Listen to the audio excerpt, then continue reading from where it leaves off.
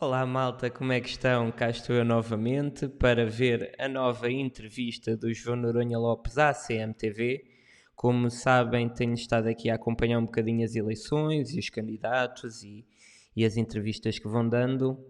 Eu ainda não vi esta entrevista, na verdade já vi um bocadinho, vi cerca de 5 ou 7 minutos, só para verificar se seria uma entrevista como as que o Noronha tem feito, a abordar os mesmos tópicos, isto porque, na minha opinião, a da bola e a do recorde foram mesmo muito semelhantes, e então se fosse não teria tanto interesse. Eu acho que, pelo que eu vi naqueles 5 7 minutos, é muito a mesma ideia, mas também pela forma do formato e pelo João Diogo Manteigas também ter feito o mesmo formato, acho interessante aqui, nem que seja para avaliar qual dos dois é que esteve melhor num formato que é muito complicado, CMTV, onde o sensacionalismo impera, e então aqui tentar perceber qual dos dois conseguiu se safar melhor no meio aqui dos lobos. Portanto, vamos ver. Provavelmente será uma entrevista onde eu irei interferir menos do que nas últimas, porque muita coisa já fui dizendo e não vale a pena me estar a repetir. Portanto, vamos ouvir. Temos como convidado nesta edição de Penriste João Noronha Lopes, que nos vai dar conta das suas ideias e do que é o projeto que pretende implementar no Benfica, no caso de sair vitorioso nas eleições que estão marcadas para 25 de outubro. Boa noite, João Noronha Lopes. Obrigado por ter vindo ao Penriste. Já vamos desenvolver uma conversa mais alargada, mas gostava de lhe colocar desde logo uma questão. Se as eleições fossem amanhã, acha que sairia vencedor? Em primeiro lugar, muito boa noite a todos, ao António e ao André, que eu já conhecia, ao Tiago, que tenho o prazer de estar pela primeira vez, e assim que já tive, recordávamos há pouco, estivemos em estúdio a última vez, não vamos contar há quantos anos foi, mas naquele debate entre Vale Azevedo e Manuel Vilarinho. Eu fiz parte daqueles que acompanharam o Manuel Vilarinho ao estúdio. Já foi há uns anitos. Já foi há uns anos. E lembro-me desse debate e da importância que ele teve para o futuro do Benfica, numa altura que era muito importante resgatar o Benfica para os sócios que são verdadeiramente os donos do clube.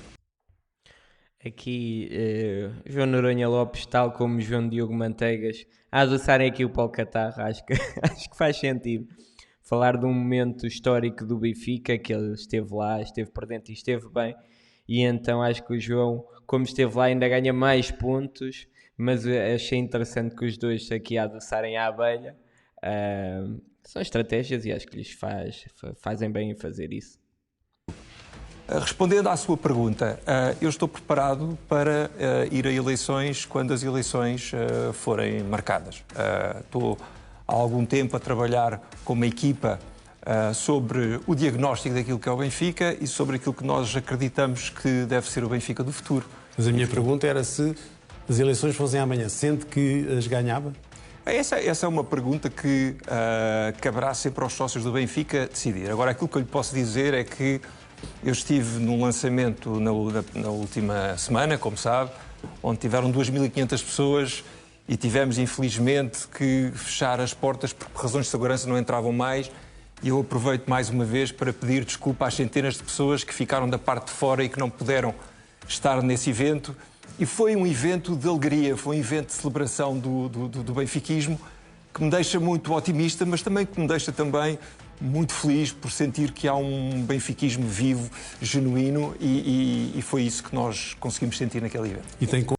Rapidamente, sem dúvida, o lançamento da campanha do Noronha foi uma demonstração de força enorme, um evento arrepiante para quem lá esteve. Eu estive lá e os eventos do Noronha, tanto os de entrada como de saída, são muito impactantes e fazem-nos ali sentir muito o benfiquismo. Primeiro pela acústica, não é como ao estádio, aquilo, as pessoas a gritar, aquilo é diferente, aquilo sente-se mesmo os gritos dos benfiquistas, e então quem esteve lá sabe a força que o João Noronha Lopes tem neste momento, e então para ser muito direto, eu acho que sim, se fosse hoje as eleições, o João Noronha Lopes ganharia, mas como são em outubro, acho que nada está a ganho. uma vez que, tanto para o Rui Costa, com um bom Mundial de Clubes e umas boas transferências, as probabilidades dele ganhar sobem um bocadinho, mas também o João Diogo Manteigas parece-me que está cada vez a ganhar mais pontos.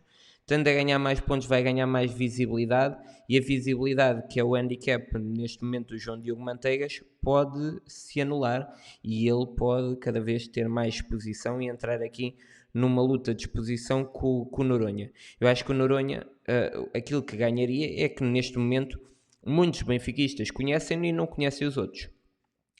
O João tem outra campanha, consegue com mais facilidade ter acesso a alguns meios de comunicação social e com isso há muita gente que o conhece que não conhece os outros.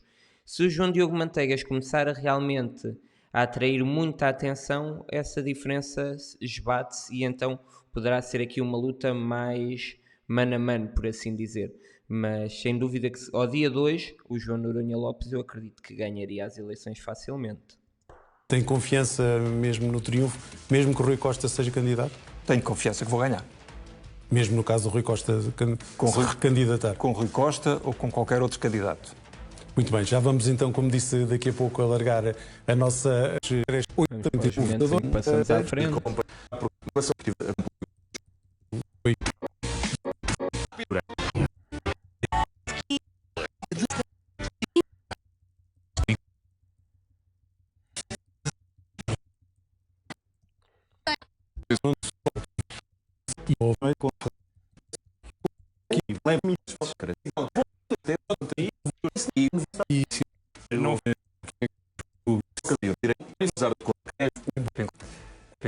Único. Há um conjunto de bens, quando só existe um, valem o que oferecerem por eles, não vamos ser nós a limitar. Já agora, João Noronha Lopes, como benfiquista, prefere que o Jóqueres se vá embora? Com leilão ou sem leilão? Olha, eu tenho 2 ou 3 comentários sobre isto. O primeiro é que, depois de juras de amor que continuaram até há relativamente pouco tempo, inclusivamente na semana passada, parece que o romance chegou ao fim e, portanto, esta lua de mel entre Gyökeres e o Sporting aproxima-se de um desfecho. Em segundo lugar, parece-me para um jogador com o mercado que tem Gyökeres, parece-me evidente que para manter o jogador foram assumidos determinado tipo de compromissos. Não sei que compromissos foram, não sei quem é que não está a faltar à verdade, mais do que a matemática, aquilo que eu constato é o seguinte: o Sporting neste momento tem um jogador contrariado. Ter um jogador como Gyökeres contrariado no seu plantel não é bom para o Sporting e, portanto, ou o jogador vai forçar a saída ou acabará por ter que se chegar aqui a um acordo de valores que se calhar não é aquilo que o Sporting pretenderia desde o princípio. Mas parece-me que é de facto uma situação complicada para o Sporting, que vai ser um verão complicado. Muito bem. Vamos aguardar. Interessante repararmos aqui que é exatamente o mesmo formato que o João Diogo Manteigas esteve há bem pouco tempo, portanto, fala-se de todos os temas, lá pelo meio o candidato vai falando, muitas vezes temas que nem são ligados ao Benfica, como este. Estava com muitas dúvidas que o João Noronha Lopes aceitasse participar nestas condições, mas a verdade é que aceitou. O João Diogo Manteigas parece muito mais propenso a arriscar este tipo de formatos, porque lá está, também não tem tanta oportunidade de falar, então tem que se limitar àquilo que aparece e nem sempre nas melhores condições, mas aqui o João Noronha Lopes exatamente no mesmo formato. Vamos ver se ele consegue fintar aqui um bocadinho para não estar a responder a estes temas como o Gyökeres, que eu acho que não faz sentido nenhum. Não me parece que o João Noronha Lopes tivesse que fazer este comentário, não acrescenta nada aos benfiquistas, mas pronto, é as mesmas condições, portanto conseguimos aqui avaliar de igual para igual as prestações de ambos os candidatos. Aguardar então por aquilo que vai suceder nas próximas horas, até porque seguramente teremos mais a candidatar, teremos mais reações do próprio jogador e também do Sporting. Vamos então para a conversa com o João Noronha Lopes. O que é que o leva a candidatar-se de novo à presidência do Benfica? Olha, acho que o Benfica precisa de liderança e precisa de uma mudança. Não está aqui em causa o benfiquismo de Rui Costa. Eu, como todos os benfiquistas, temos uma admiração pelo camisola 10, que nos deu muitas alegrias. Não está aqui em causa uma votação no Rui Costa jogador, o que está aqui em causa é uma votação no Rui Costa presidente do Benfica. E, portanto, eu acho que neste momento aquilo que faz falta ao Benfica e que eu trago é uma visão, uma ambição para o clube, a capacidade de reunir os melhores para levar a cabo um projeto de futuro e fundamentalmente, um grande desejo de trazer de volta identidade ao clube e uma cultura de vitória, que é aquilo que tem faltado. Como eu disse há pouco, concorreu em 2020 contra o Luís Filipe Vieira, que na altura ainda era um líder quase incontestado no Benfica e teve 35%. Mas não concorreu em 2021 contra Rui Costa. Teve receio de perder? Não. Se eu tivesse receio de ir a eleições, olha, não tinha estado com o Manel Vilarinho numa eleição absolutamente decisiva para o futuro do Benfica e não tinha concorrido contra o Luís Filipe Vieira quando muitos outros não quiseram concorrer. Mas parece-me uma análise fácil de se fazer, que se o João Noronha Lopes não ganhou a Vieira, também não ganharia o Rui Costa, que na altura estava mais forte do que o Vieira quando ganhou ao Noronha. Das duas uma, ou o João Noronha Lopes achava que as eleições foram aldrabadas e os resultados não são verdadeiros e então tinha hipótese contra o Rui Costa, ou então acreditando que realmente perdeu, saberia que iria perder estas também. E olhando para trás, acho que se o Noronha fosse com o Rui Costa iria perder, e iria perder por números maiores do que perdeu com o Luís Filipe Vieira. Ele não o quis fazer, teria-lhe ficado bem ir, mas eu, sabendo, ou pelo menos calculando, o impacto que tem uma pessoa ser candidata ao Sport Lisboa e Benfica, tanto de forma monetária como de pressão psicológica, como inúmeros fatores que pesam quando se candidata a uma instituição como o Benfica, eu acredito que haja um desgaste de quem ainda há pouco tempo teve numas eleições com o Vieira, estar-se a meter numas eleições que saberia que iria perder. Portanto, eu não sou daqueles que censura ele não ter se candidatado. Acho que lhe teria ficado bem, para não ter que ser o Benítez, que claramente não tinha força nem capacidade para aquele lugar naquela altura. Não sei se teria sido pior do que acabou por ser o Rui Costa, mas o João Noronha Lopes traria uma concorrência, uma oposição muito mais forte do que trouxe Benítez. Não aconteceu e eu, olhando para a pessoa, consigo entender as razões que levaram a essa decisão. O que aconteceu foi que em 2021 as circunstâncias pessoais e profissionais da minha vida não me permitiram concorrer e o Benfica precisa de um presidente que esteja completamente focado no clube e que esteja a tempo inteiro. Essas circunstâncias não existiam em 2021, existem hoje e eu tenho hoje uma grande vontade de ser presidente do Benfica e uma grande alegria de concorrer a presidente do Benfica porque reúno as condições para o fazer. Deixe-me também que diga outra coisa. A minha candidatura não é uma candidatura contra ninguém, é uma candidatura de futuro. É uma candidatura... Frase muitas vezes usada pelo João Diogo Manteigas, é uma candidatura que não é contra ninguém. Portanto, aqui estão alinhados e quem vem depois consegue roubar estas boas frases.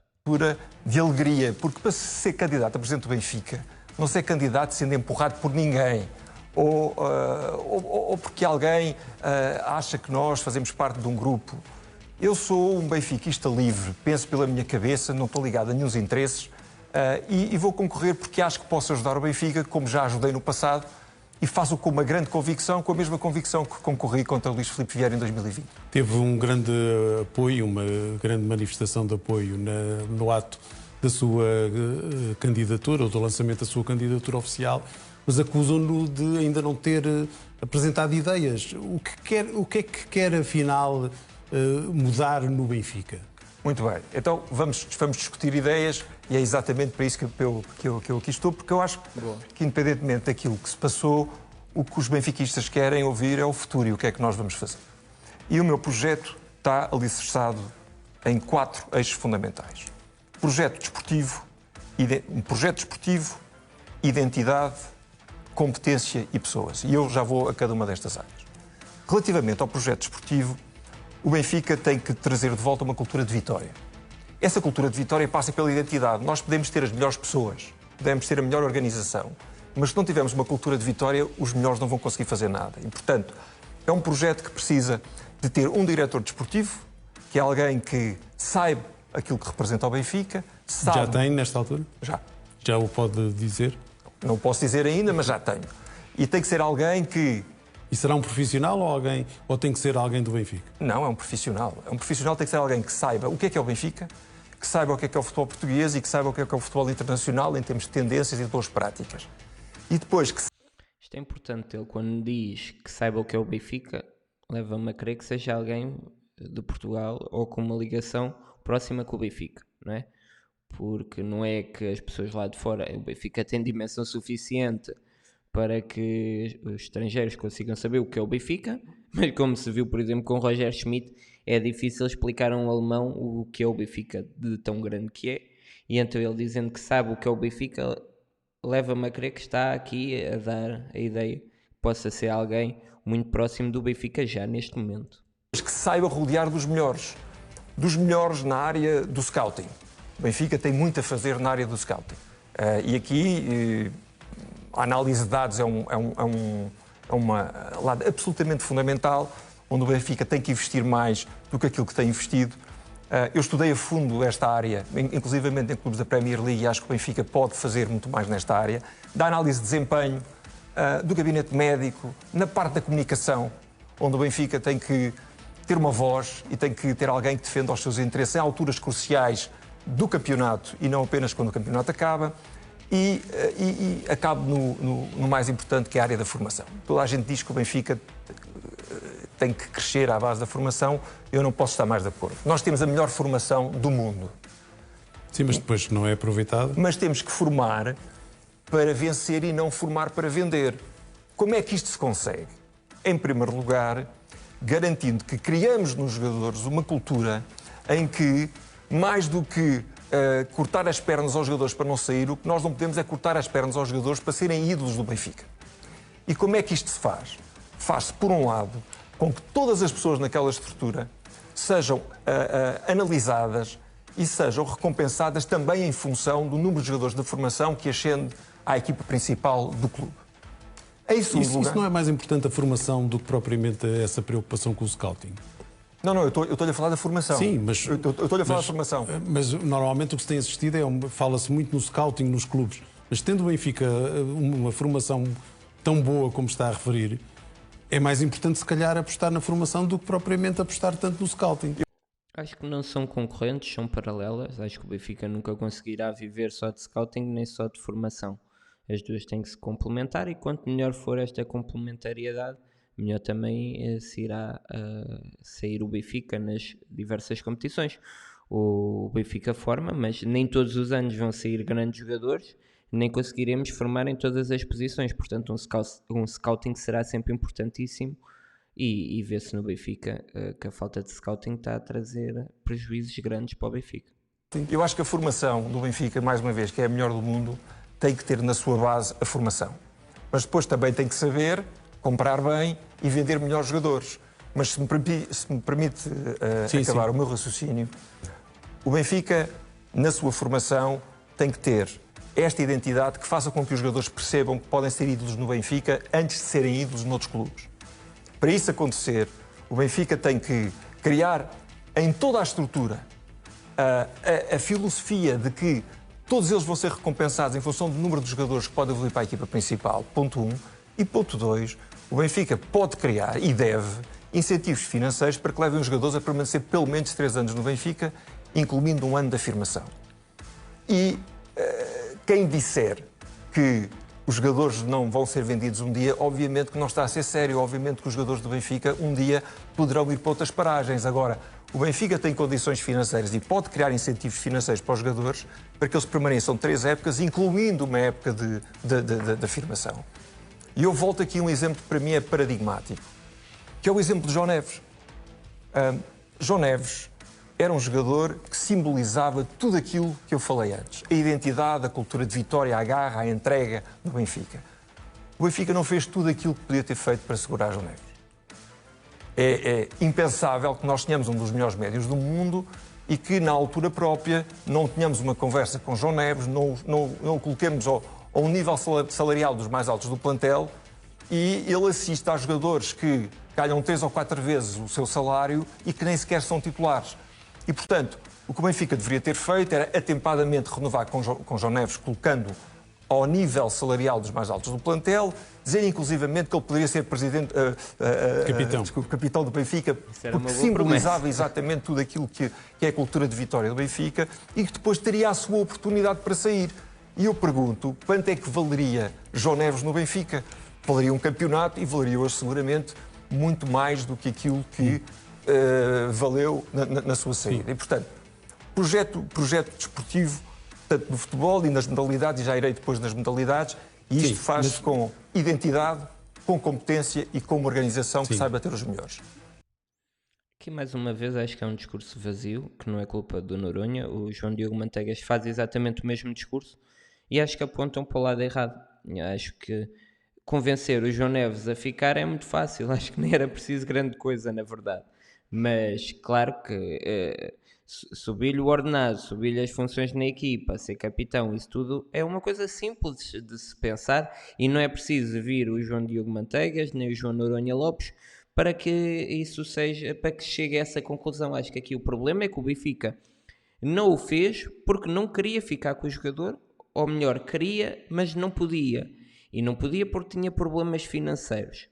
E lá está. Acho este discurso muito bonito, fica muito bem nas televisões e nos jornais, e ambos têm o discurso e eu entendo o porquê. Mas mais uma vez o problema do Benfica não é não saber convencer os jogadores a ficar. É que a equipa ou a estrutura do Benfica não tem maneira de os aguentar. Não tem porque tem que os vender. E aí é que está aquilo que eu quero perceber. O que é que eles vão fazer para que ambos consigam manter estes jogadores, não precisando de os vender. Depois, as maneiras de convencer um jogador a ficar, há inúmeras, que não resulta por muito tempo, mas obviamente, por exemplo, que o João Neves conseguiria mais 1, 2, 3 anos aguentar o jogador. Em relação às pessoas, por exemplo, ainda na questão desportiva, vai pegar na equipa, ou vai receber a equipa se vencer as eleições, à 9ª jornada, porque se as eleições não forem antecipadas, será em 25 de outubro. Serão em 25 de outubro. À 9ª jornada, Bruno Lage será o seu treinador em qualquer circunstância? Eu acho que nós temos que ter sentido de responsabilidade nesta questão. Bruno Lage é, neste momento, o treinador do Benfica. Está à frente da equipa a disputar uma competição internacional importante que, até porque é a primeira vez, é muito importante para o Benfica. E, portanto, eu não vou fazer absolutamente nenhuma declaração que ponha em causa a estabilidade da equipa, quer do treinador, tampouco vou fazer aqui alguma declaração sobre o jogador A ou o jogador B nesta altura. Nesta altura, o que o Benfica precisa é de estabilidade do treinador e da sua equipa para ter um bom desempenho no Mundial de Clubes, porque é isso que todos os benfiquistas... Mas ele encaixa no seu projeto? Mais uma vez, não vou fazer comentários sobre Bruno Lage. Aquilo que eu lhe digo é que Bruno Lage herdou uma equipa, herdou uma situação, procurou fazer o seu melhor, mas eu neste momento não vou estar a fazer esses comentários. Mais uma vez, estabilidade acima de tudo. Já agora diga-me... Acho que é uma resposta esperta e inteligente. E bastante melhor do que a que o João Diogo Manteigas deu há bem pouco tempo no mesmo canal. Primeiro, porque não assume que sim ou que não. E isso acho que é inteligente, porque leva-me a crer que ele tem um treinador, e espero eu melhor do que o Bruno Lage, que, como sabem, na minha opinião, não é o treinador certo para o Benfica. Esperto porque foi aqui capaz de contornar a resposta de uma forma elegante, aqui apelando à estabilidade. Acho que não é isso. Acho que ele não quer neste momento estar a dizer que o Bruno Lage não é o seu treinador. E acho que bem. Muita gente disse, Daniel, tu disseste que o Manteigas não devia ter falado no Bruno Lage. Sim, mas eu não disse que ele devia ter dito que não ficava com o Bruno Lage. Achei que esta resposta calha muito bem e é muito simples de se dar. Olha, por uma questão de estabilidade não vou falar nisso. Nem que sim, nem que não. E passa aqui de uma forma bastante razoável pelo tema. Acho que sim. Acho que aqui teve bastante melhor do que o João Diogo Manteigas, que deu uma resposta que, a meu ver, não faz qualquer sentido, que é, se o Bruno Lage quiser aceitar este projeto, ele continua connosco porque tem contrato. Ora, eu acho que um ativo do Benfica não se deve restringir a se está ou não está a favor de um projeto. Tem muito a ver com a competência, não é? Senão, nós agora recebíamos o Jurasek e perguntávamos assim, olha, este é o meu projeto, queres entrar ou não queres? E ele dizia que sim, e então tínhamos mais um defesa lateral. E acho que não pode ser assim. E toda a gente, quando se fala de um jogador, conseguem perceber, ok, o Jurasek não tem qualidade para ser defesa esquerda do Benfica, por muito que ele adore o projeto e achar que seja o melhor projeto do mundo, não faz sentido estarmos a contar com este jogador. Então, porque é que um treinador, e eu acho que muitas vezes se minimiza a importância de um treinador, porque é que se acha que se ele aceitar o projeto, o Bruno Lage já tem direito a estar neste momento no Benfica? Acho que não, acho que temos que avaliar a primeira competência. E acho que esta é a resposta certa. Vamos aguardar. Opa, e depois tem tempo. Claro que depois na altura também conta muito com os resultados. Não faz sentido o João estar a dizer que sim ou que não, porque lá está, não sabemos se ele ganha o Mundial de Clubes ou à nona jornada está super bem e com 3 ou 6 pontos de avanço dos restantes, e então não vale a pena estar aqui a dizer nem que sim nem que não. O João Diogo Manteigas, acho mal é ele ter assumido que se o Bruno Lage quiser assumir o projeto, continuará com ele. Diga-me só em relação, num futuro mais ou menos próximo, os nomes de Sérgio Conceição ou Ruben Amorim podem encaixar no seu projeto do Benfica? Sérgio Conceição comigo nunca será treinador do Benfica. Por quê? Porque não está em causa a sua valia técnica, mas é alguém que, pela sua postura em campo, pelas atitudes que teve com o Benfica, não tem lugar num Benfica em que eu primeiro acho que tem que ter identidade, e a entidade passa exatamente por compreender o Benfica e defender o Benfica. Mas o Ruben Amorim pode ser. O Ruben Amorim é um grande treinador e é benfiquista, e portanto acho que qualquer benfiquista o acolherá de braços abertos um dia que ele quiser voltar ao Benfica. Vai apresentar alguns... Aqui, em relação a Sérgio Conceição, acho que foi a resposta quase tirada a papel químico do João Diogo Manteigas. Ambos recusam Sérgio Conceição, a meu ver muito bem, ambos com uma resposta frontal e direta, e acho que sim, apelando à identidade do clube, que é uma coisa que está a faltar, e acho que o Sérgio Conceição nunca conseguiria transmitir a identidade do Benfica, iria transmitir a identidade dele, que é muito à semelhança do Porto, que é uma identidade que a mim não me diz nada. E então aí, perfeito.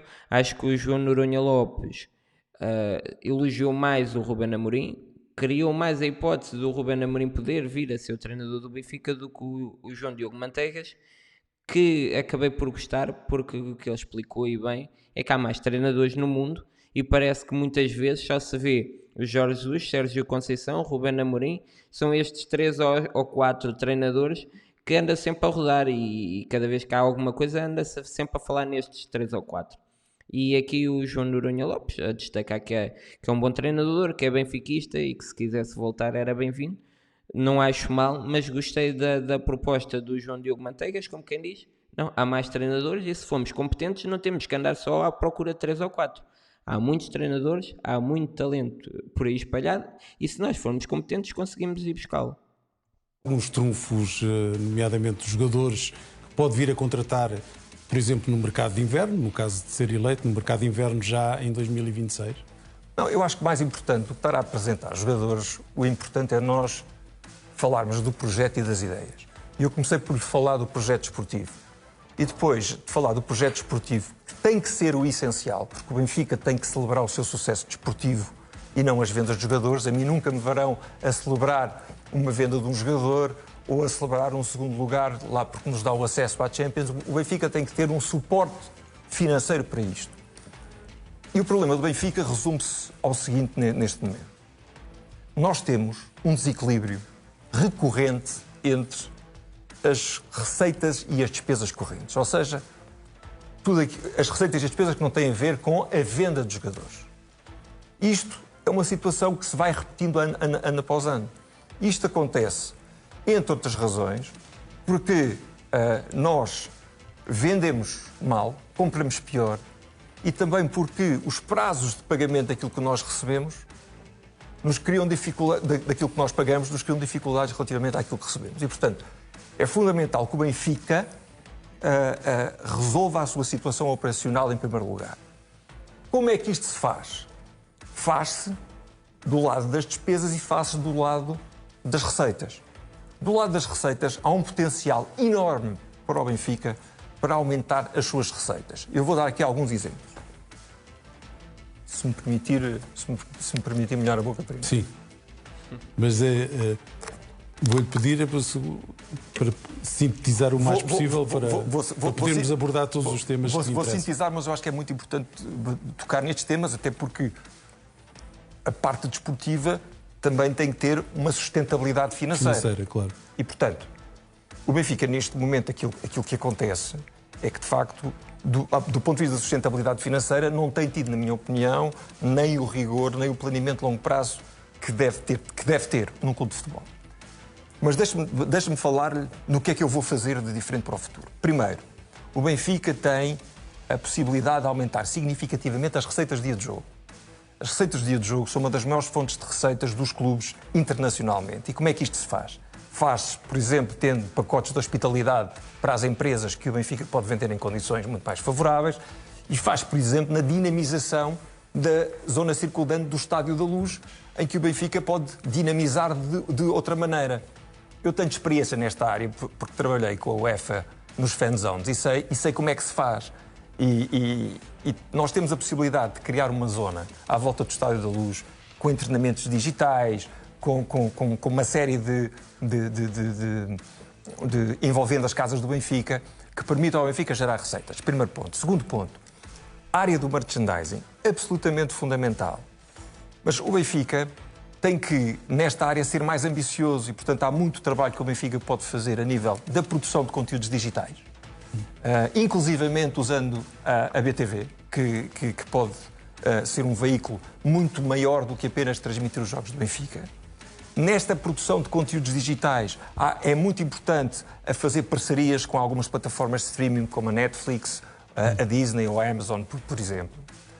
É muito importante nós olharmos para as parcerias que temos e como é que as podemos ativar. Eu dou-lhe um exemplo.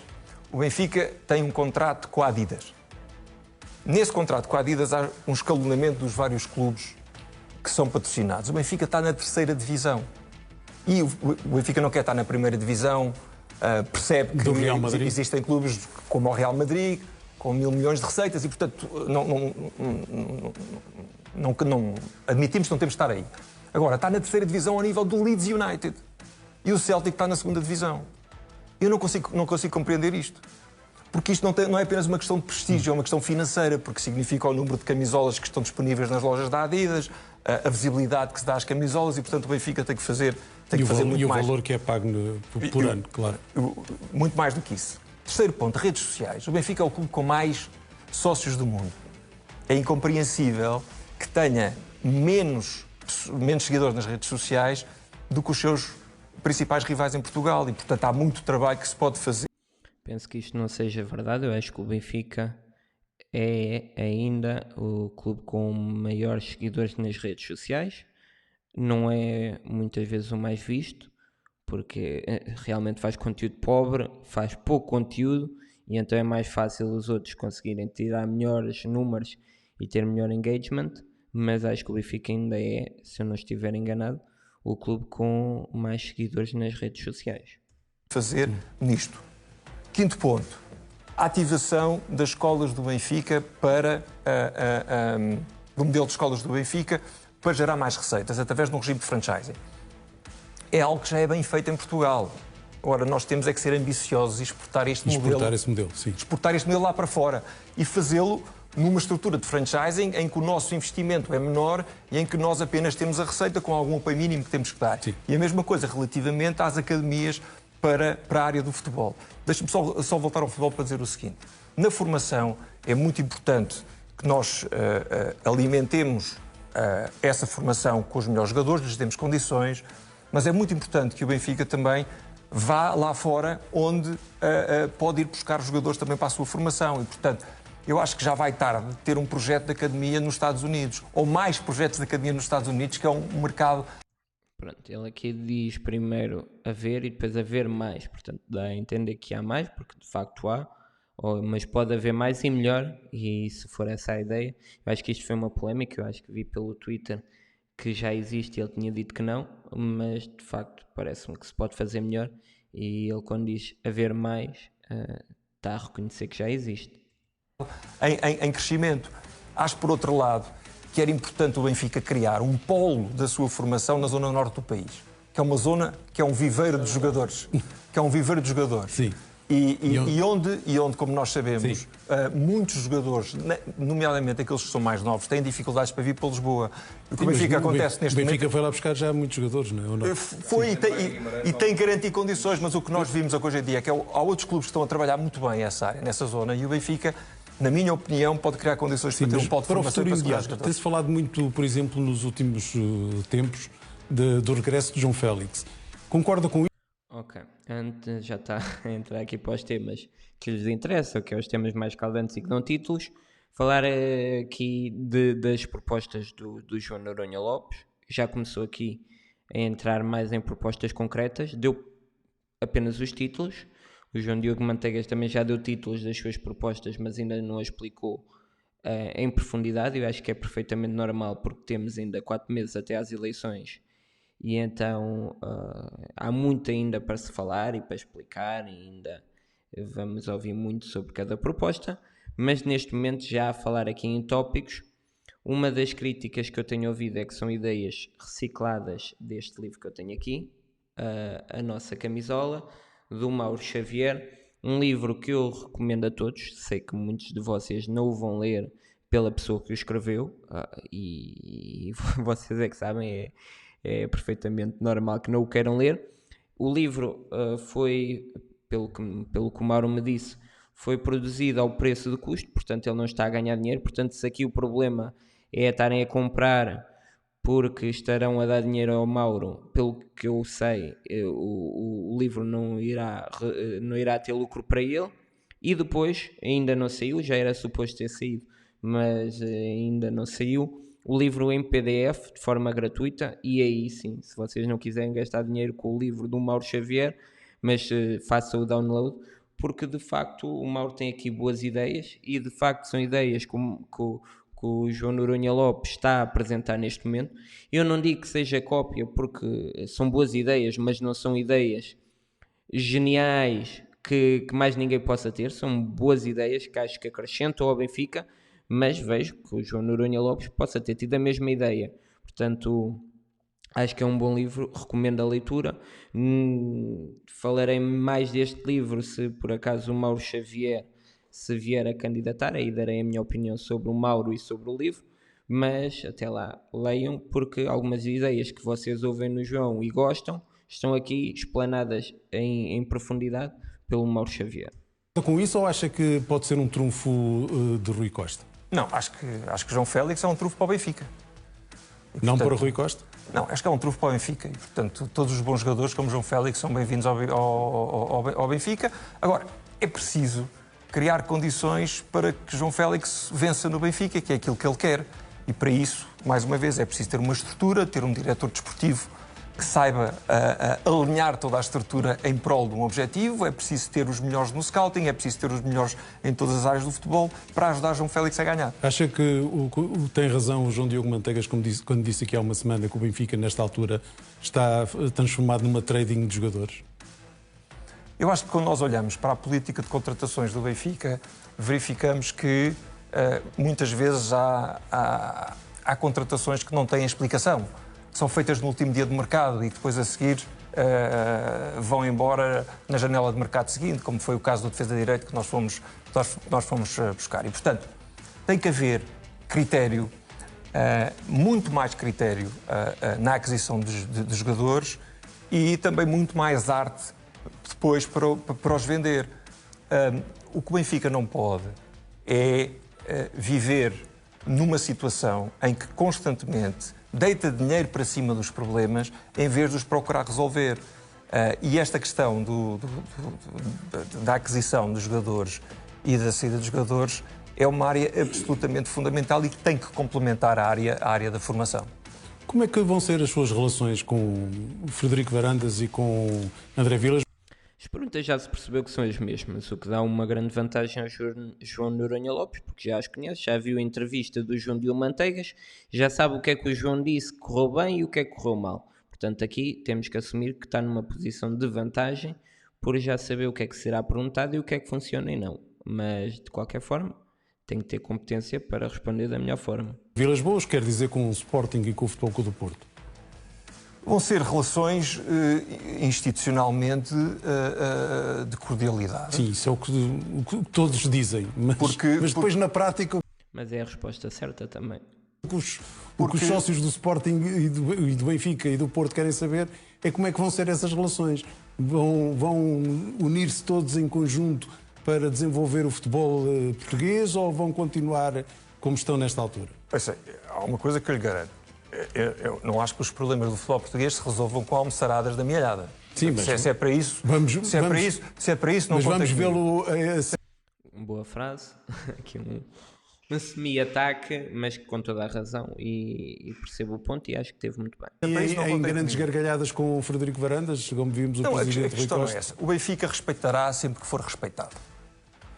E eu não hesitarei em defender os interesses do Benfica antes de qualquer outra coisa. Deixe-me respondendo diretamente à sua pergunta.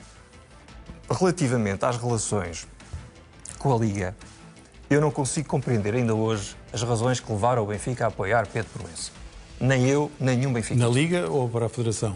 Na eleição para a Federação Portuguesa de Futebol. Não consigo compreender. Não consigo compreender. Porque foi alguém que, inclusivamente, fez considerações relativamente ao Benfica. Portanto, se for eleito, tomará uma posição em relação a isso? Não, eu acho é que, relativamente a Pedro Proença, o que o Benfica deveria ter questionado imediatamente a seguir a Pedro Proença, ter colocado em causa a mais-valia do Benfica no futebol português, eu devolveria a pergunta a Pedro Proença, que é o que é que vale esta Liga sem o Benfica? Que é, sem desrespeito para os outros, o maior gerador de receitas, aquele que enche mais estádios e aquele que gera, obviamente, muito mais visibilidade do futebol português enquanto Liga. E, portanto, eu, relativamente a Pedro Proença, continuo sem perceber estas razões. Não consigo perceber que as reformas estruturais que são precisas fazer no futebol português estejam apenas centradas na questão da centralização. Mas acha que o Benfica deve estar fora desse processo? Não, eu acho que o Benfica não se pode pôr fora do processo. Agora, o que o Benfica deveria ter feito é olhar para o futebol português de uma forma holística.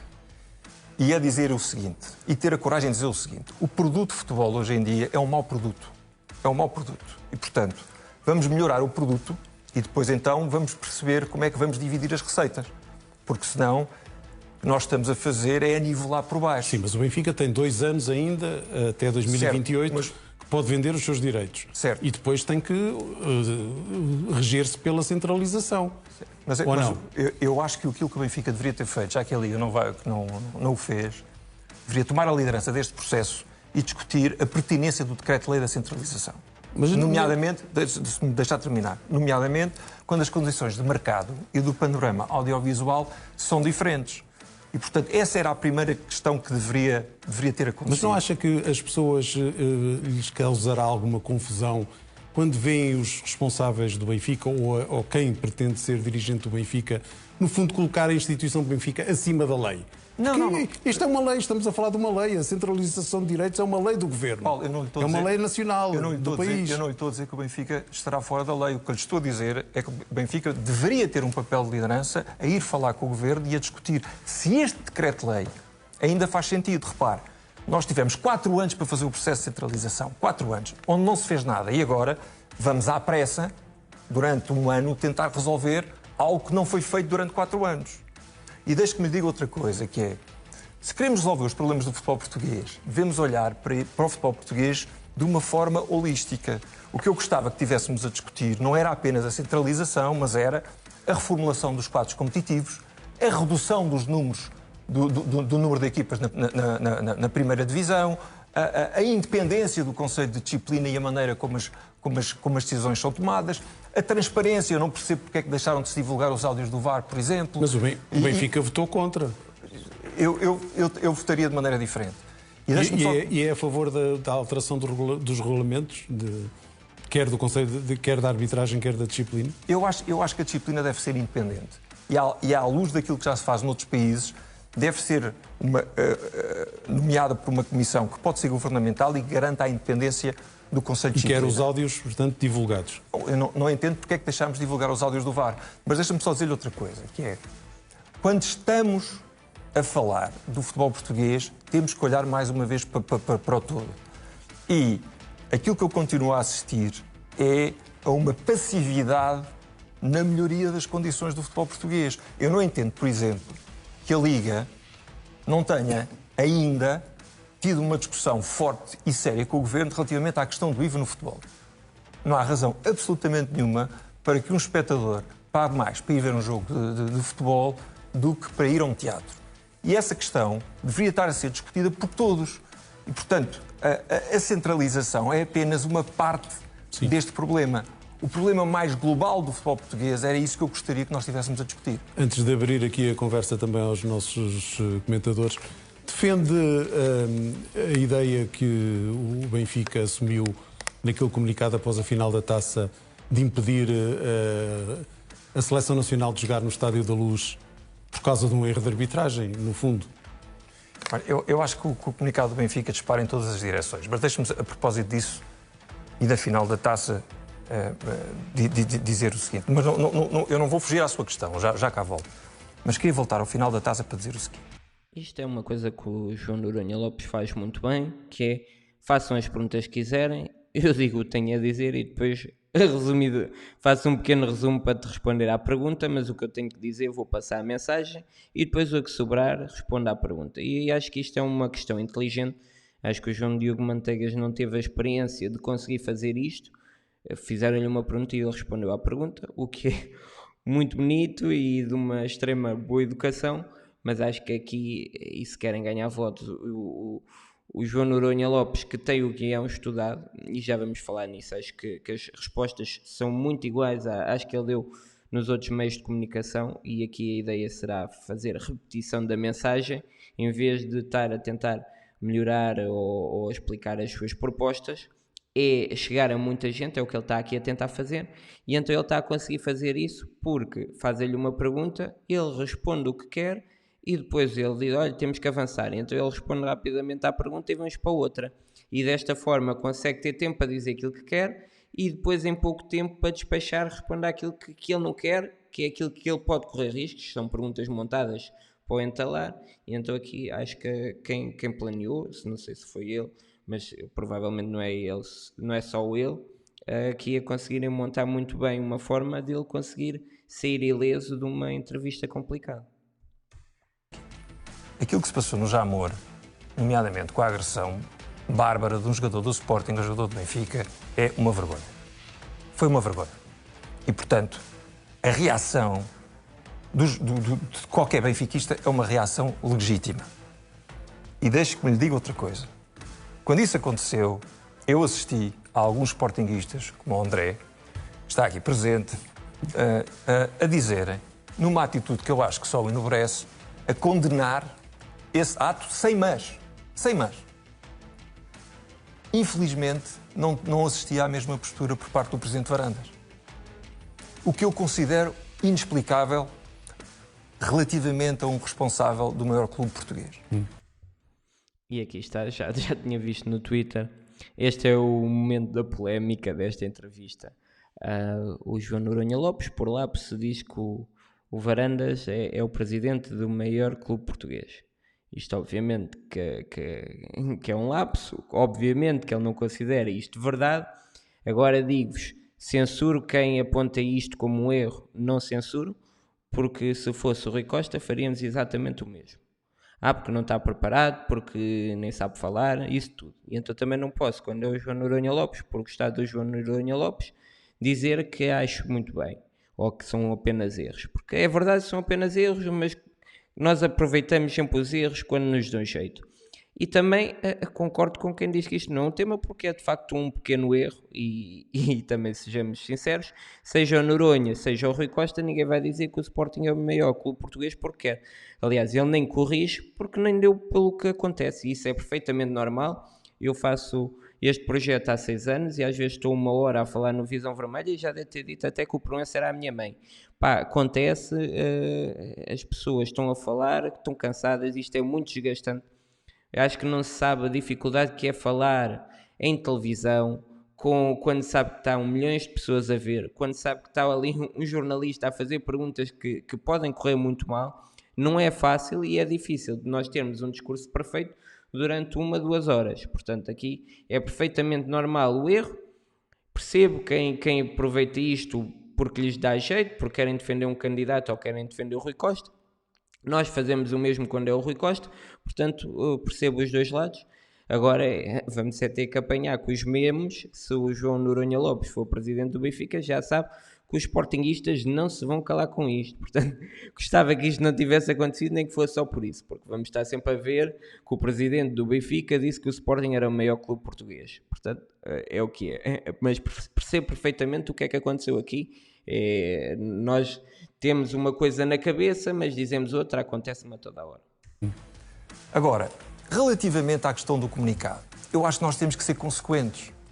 Aliás, percebe-se que nem os outros comentadores perceberam o que foi dito, nem eu, provavelmente, se não estivesse já à espera, porque já sabia que se ia falar no Varandas e agora estava à espera, nem eu provavelmente iria reparar. Portanto, isto é um assunto, alguém reparou, a partir do momento que se repara e que se partilha a dizer que ele disse isso, mas toda a gente vai falar nisto.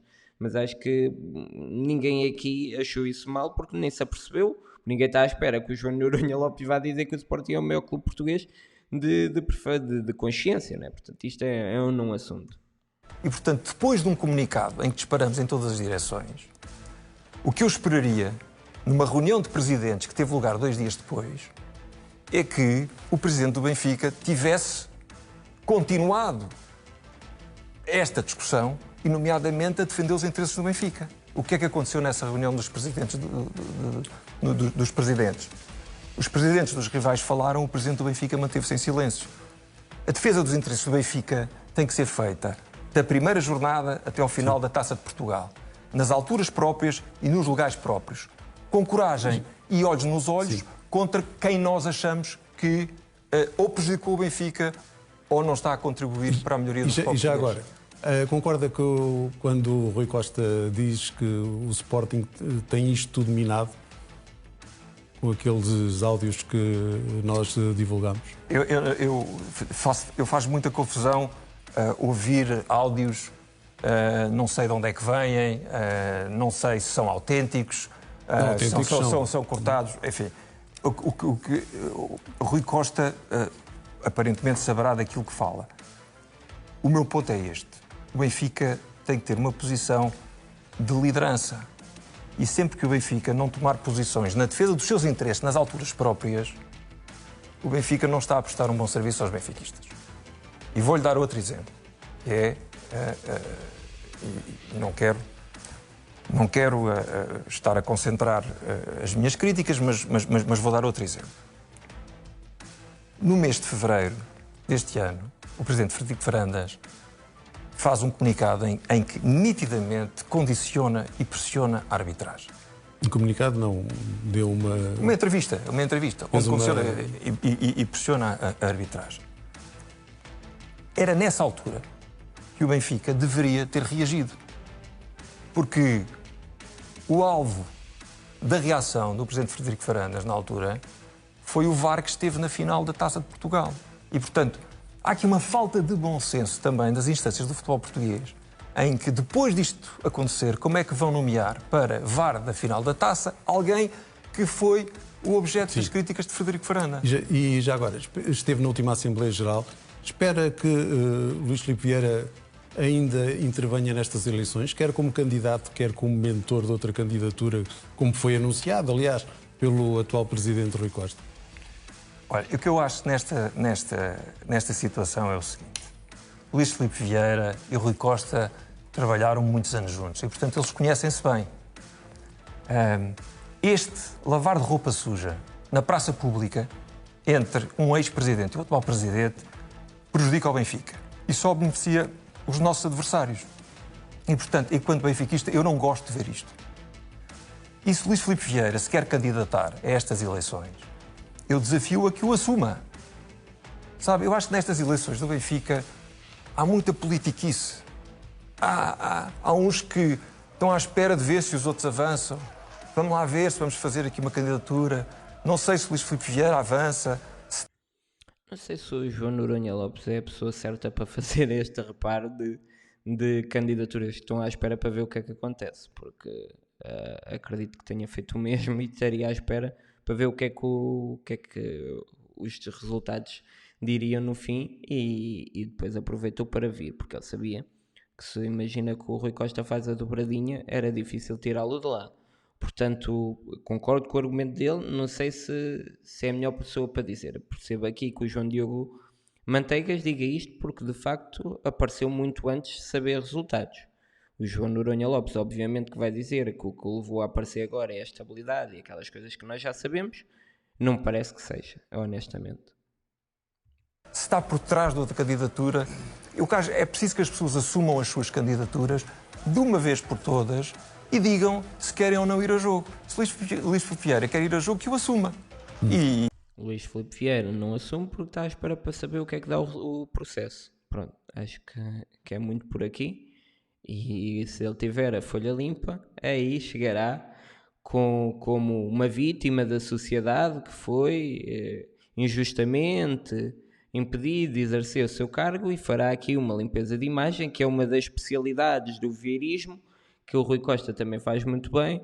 E aí terá, efetivamente, acredito que algumas hipóteses, o que acho triste, e acho que dá para perceber aqui um bocado o que é o Benfica de hoje em dia, em que o Luís Filipe Vieira ainda poderá ter hipótese, mas ele, com uma boa campanha de limpeza de imagem, não sei se não virá aqui a cabeça de muita gente, mas o Luís Filipe Vieira está só à espera de saber como é que é essa situação, porque lá está, se ele não conseguir limpar a sua imagem, não faz sentido nenhum aparecer. Que também não faria se ele tiver a imagem limpa, atenção, mas no sentido dele, ele consegue perceber que ainda tem alguma hipótese de ganhar as eleições se não tiver associada a nenhum processo. E eu lá estarei para discutir com ele, espero que desta vez haja debates e eu terei todo o gosto em debater com ele. Já agora, antes ainda de abrir o debate aqui aos nossos companheiros, o Ricardo Araújo Pereira é um trunfo para si, ele que é um excelente comunicador? Ricardo é meu amigo e é um grande benfiquista e foi um dos 2.500 benfiquistas que me honraram com o seu apoio na minha cerimónia de lançamento. Igual? Integra o plantel para jogar a ponta de lança, em princípio. Eu não sei, eu nunca ouvi jogar. Igual a qualquer outro. Nunca ouvi jogar futebol, portanto não sei qual era a mais-valia que ele traria ao plantel. Não, o Luís não fará parte da lista. André, o Sporting foi aqui várias vezes citado, queres dizer qualquer coisa? Acho normal na dialética do futebol. Eu tive aqui a oportunidade de dizer, e o João Noronha Lopes disse-o bem, que acho que houve um caso que foi a não expulsão flagrante, um erro do VAR flagrante, como disse na altura, que acho que o Sporting, durante a parte deste clube, por incidir, são iludir os... Gostei de boa parte é algo que há aqui uma grande... É algo que no Benfica, de boa parte, para não dizer a totalidade, embora, enfim, até pelo meu interesse pessoal, acabou por não falar das modalidades, que é algo que no Mas Benfica... Mas já lá vou, é que eu não quis... O Paulo, desculpe interrompê-lo, então está-me ali a fazer sinal que isto já estava a prolongar-se. Eu gostava muito de ter a oportunidade de apresentar aos benfiquistas ideias concretas sobre as modalidades, sobre o associativismo e sobre a transparência. Já lá vamos. Já fica feita a minha declaração de interesse. Mas pronto, penso... Muito bem. Estão a ver este sorriso. Este sorriso dá votos. É aqui, em termos de carisma, João Noronha Lopes dá aula. E aqui explicou muito bem. Não, eu não falei, porque estou num formato em que só me perguntam se quem é que deve ser o treinador do Benfica, se deve ser o Sérgio Conceição, e se o Gyökeres é importante ou não para o Benfica. Portanto, se fazem-lhe perguntas más, ele não tem tempo de dar respostas boas. E ele aqui a explicar muito bem, com um sorriso, muito educado, ninguém se chateia e passa incólume e fica bem visto, lá está. Ele já disse, eu quero falar, se me perguntarem eu respondo. Portanto, aqui impecável, e aqui o João Noronha Lopes é fortíssimo. Penso que há aqui uma grande diferença nesta candidatura de Noronha Lopes do que, inclusivamente, da candidatura que teve em 2020 e também, falaram-se aqui de alguns atos, e também de 2000, Manuel Vilarinho, Vale e Azevedo. Em 2000, eu por acaso trabalhei para a candidatura de Manuel Vilarinho e não tenho dúvidas, e à hora do almoço daquela sexta-feira sabia exatamente qual ia ser o resultado final, ou muito próximo disso. Porque houve dois... Agora convém esclarecer que é por causa do teu trabalho, não vai alguém se achar que já sabias os resultados, não é? Que as pessoas podem não saber que és um dos meus especialistas de sondagens e achar que sabias o resultado à partida. Por causa do meu trabalho. Porque Houve alguns benfiquistas que fizeram uma aposta muito difícil e via-se pelo rosto deles naquele dia, que foi votar na continuidade de Vale Azevedo, e a maior parte estavam muito relaxados, descontraídos, bem dispostos, e iam correr com Vale Azevedo. Quem protagonizava a oposição a Vale Azevedo era Manuel Vilarinho. Não aconteceu depois de forma tão assintosa, embora eu, que não trabalhei nessas eleições de 2020, me tenha surpreendido com o resultado. Pensei que Noronha Lopes ia ter um resultado superior ao resultado de... Eu, por acaso, achei que ia ter inferior, mas pronto, tu conheces melhor o universo do Benfica do que eu. Pensei. Agora, nestas eleições, em 2025, é que o resultado foi aqui. Aparece uma grande capacidade de mobilização. Sorrisinho. Ouçam outra vez, vou meter para trás para ouvir enquanto. Queria inferior, mas pronto, tu conheces melhor o universo do Benfica do que eu. Pensei.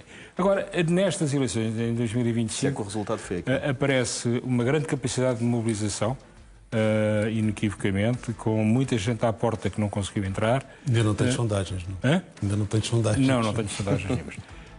O João Nogueira Lopes apresentou um discurso claro, positivo, de uma forma enérgica e entusiasta. Isto é uma diferença, porque relativamente àquilo que eu sei que em 2020, portanto 5 anos antes, tinha acontecido exatamente com o mesmo protagonista. Portanto, parece-me que estes anos que mediaram, entretanto, deram-lhe a ele um background e uma capacidade. É uma suposição minha, mas é aquilo que me é permitido ver. O ambiente foi, de facto, muito entusiástico durante aquela apresentação, segundo pude saber. Enfim, há aquela pecha que o Paulo Catarro, porém, ainda sem nomes. E todos estamos na grande expectativa dos nomes. Percebo que há tempo para tudo, há que haver tempo para tudo. Mas, tirando esse aspecto, parece-me que o discurso é um discurso que eu diria bastante adequado àquilo que serão as necessidades do Benfica, nomeadamente nos aspectos que não têm a ver só com o rendimento desportivo, que de facto o Benfica é um bocadinho inerte, passivo, ausente. Mas deu para ver uma coisa naquela... Tiago, desculpa, por não é falta de respeito por ti, são duas... Bem, quis ver o que é que ele ia dizer, já me arrependi. Às claques. Sim. Sr. Lopes, pode responder? Bom, várias questões que eu vou procurar responder. Mas deixe-me só fazer uma nota prévia, que eu acho curioso ouvir o Tiago a falar de sistema, não é? Quer dizer, o André falou de sistema, o Tiago falou de sistema, parece que afinal havia um sistema, não é? Afinal está tudo minado, como dizia o Rui Costa. No futebol português, não sei se o sistema é o de antes, se é o de agora. Agora, deixe-me responder às suas perguntas e vamos uma por uma. Relativamente à questão dos custos. O Benfica, a questão não é o que o Benfica ganha. O que o Benfica gasta, desculpa, é o retorno sobre esse investimento. Portanto, eu não quero que o Benfica gaste menos, eu quero que o Benfica gaste melhor e que tenha maior retorno desportivo com aquilo que gasta. Primeira questão, relativamente aos custos. Segunda questão, quando eu estava há bocado a falar no suporte financeiro para o projeto desportivo, é óbvio que há áreas em que nós vamos ter que cortar. Uma das áreas que vamos ter que cortar é a área dos FSEs, dos famosos fornecimentos de serviços externos. O Benfica, desde 2019 até 2024, os FSEs aumentaram de 55 para 90 milhões de euros. As despesas com a operação do estádio triplicaram. Portanto, obviamente... Para que as pessoas percebam lá em casa, os SFEs... São os fornecimentos e serviços externos. As despesas com a operação do estádio triplicaram e, portanto, isto não é sustentável. E tem que ser explicado e tem que ser analisado. E eu, vai pedir uma auditoria, se for eleito? Vou e já lá vou. Quando eu faço esta comparação dos fornecimentos e serviços externos, não é só com os nossos rivais em Portugal, mas com clubes que têm características semelhantes no estrangeiro, têm estádio próprio, organizam eventos. Mas vai pedir uma auditoria ao último mandato de Rui Costa ou a estender-se a anos anteriores? Vou pedir uma auditoria com mais alcance, eventualmente uma auditoria aos últimos 10 anos. Mas deixa-me, relativamente à auditoria, dizer-lhe uma coisa e então entramos na questão da transparência. Uma auditoria é um ato normal de gestão. É aquilo que eu fiz em qualquer uma das empresas quando assumi as funções. Portanto, não é uma auditoria contra ninguém, mas é um ato de gestão que me vai permitir perceber o que é que está bem e o que é que está mal. E há muita coisa que está bem e que se mantém e aquilo que estiver mal altera-se. Portanto, isto é um procedimento perfeitamente normal em gestão. Relativamente à transparência eu gostava de enumerar 3 ou 4 medidas que eu acho fundamentais. Acho que o Benfica tem que ter um portal de transparência benfiquista. E o que é que tem nesse portal de transparência benfiquista? Em primeiro lugar, toda a informação financeira, relatório de contas, orçamentos, mas não basta despejar para lá a informação financeira. Temos que a pôr de uma maneira que seja compreensível para os benfiquistas, para que eles possam estar muito mais bem informados sobre aquilo que são as contas do clube. Em segundo lugar, que esteja aí também todas as remunerações dos órgãos sociais, principalmente agora que os órgãos sociais do Benfica vão poder passar a ser remunerados, e nomeadamente os critérios que estiveram na base da atribuição de bónus. E que é que presidiu? E as transferências? Em terceiro lugar, as transferências, as comissões, agentes em intermediários de jogadores. Em quarto lugar, acho que é fundamental a transparência, que era uma das grandes medidas de Rui Costa, prometeu maior transparência, disse que até ia fazer aquelas entrevistas pós-mercado, que agora já nem se faz, e acho que eram manifestamente curtas, explicava muito pouco, fazia quase um resumo daquilo que nós já sabíamos, e então acho que falhou aí na parte da transparência. Vamos ver se este portal da transparência, que é uma medida tanto do Noronha como do Manteigas, trazem essa mesma transparência que é prometida há tanto tempo e nunca mais chega. Aplicar o Código de Ética, e nomeadamente que garanta regras muito claras quanto à contratação de serviços externos, nomeadamente exigindo que acima de determinados valores nós tenhamos sempre que consultar pelo menos 3 entidades externas. E um último ponto, e este parece-me importante, que é nas eleições os candidatos chegam, fazem muitas promessas e depois já ninguém se lembra do que era o programa de há 4 anos atrás. Eu vou ter nesse portal de transparência um relatório de execução do meu programa eleitoral. Exatamente para que os sócios do Benfica possam, a par e passo, ir percebendo o que é que eu prometi e aquilo que estou a cumprir, e que ao fim de 4 anos possam tomar uma decisão informada sobre isto. O Tiago... Gosto disto, não sei, depois depende muito da execução e de quão concreto ele é nestes relatórios, mas a ser bem aplicado acho uma excelente ideia. Que lhe colocou em 2020 das urnas serem transportadas, acha que houve realmente algo que não correu bem? Olha, eu acho que um dos processos nos quais eu me empenhei mais durante estes anos foi o processo de alteração dos estatutos. Era fundamental o Benfica ter uns estatutos mais modernos, mais transparentes e mais democráticos. Eu, aliás, criei uma comissão de revisão dos estatutos antes do clube a ter formado, e a partir do momento em que o clube informou que tinha uma comissão de revisão de estatutos, eu coloquei todo o trabalho da comissão de revisão de estatutos ao dispor da comissão que foi nomeada pelo clube, e houve 2 pessoas que muito me honravam, que integravam a minha comissão, que era o Dr. Bagão Félix e o Dr. João Loureiro, que passaram a integrar a comissão de revisão de estatutos do clube.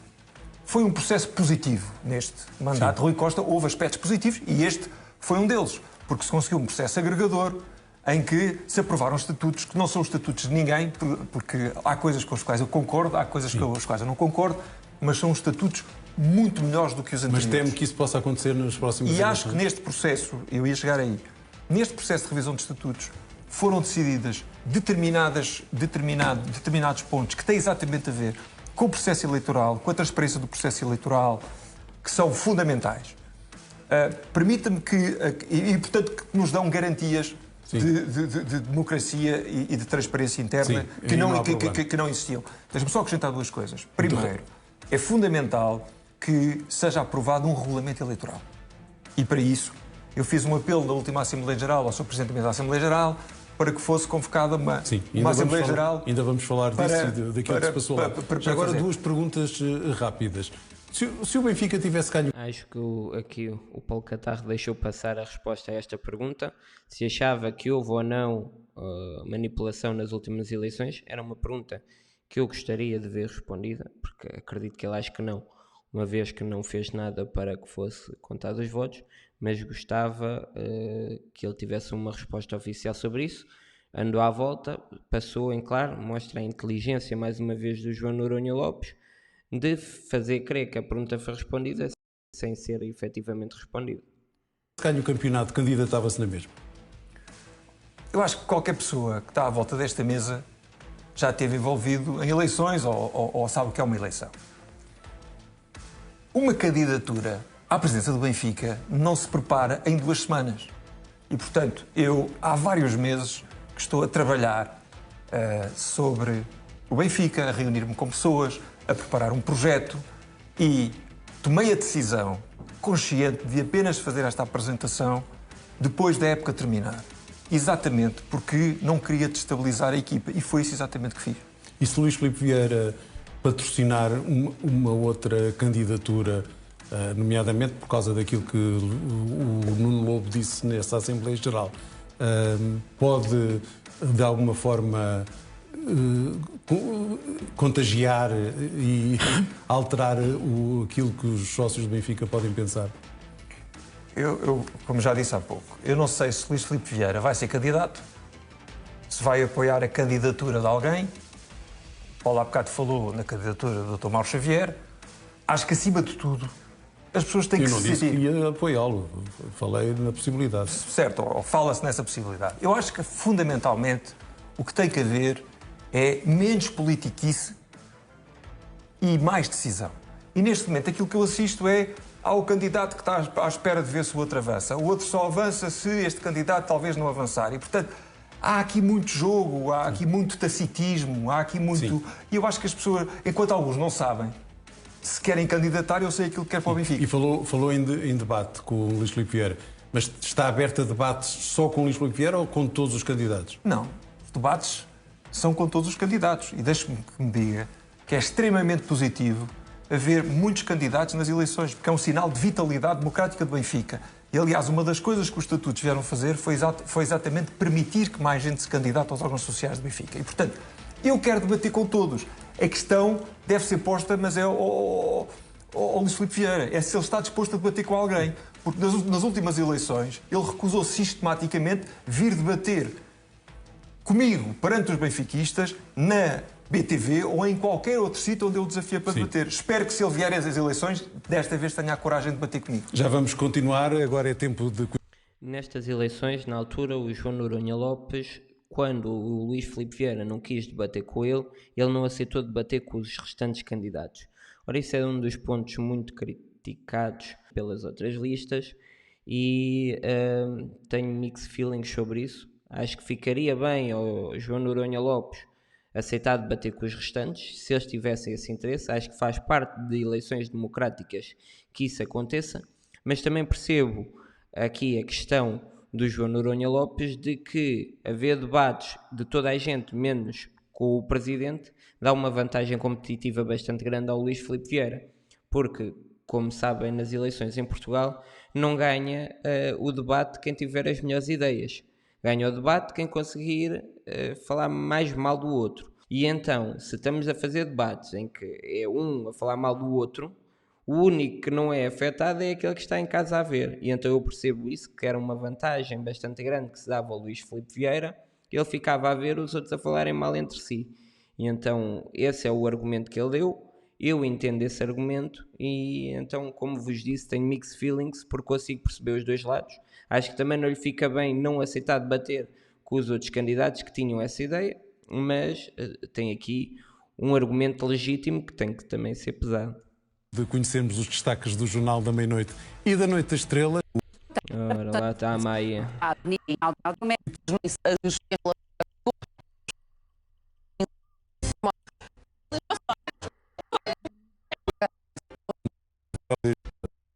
Este ano,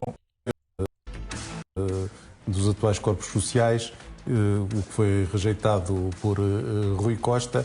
Espera que ele seja candidato ainda? deixe-me fazer uma Ou correção. acha que está à espera dos resultados deste Mundial?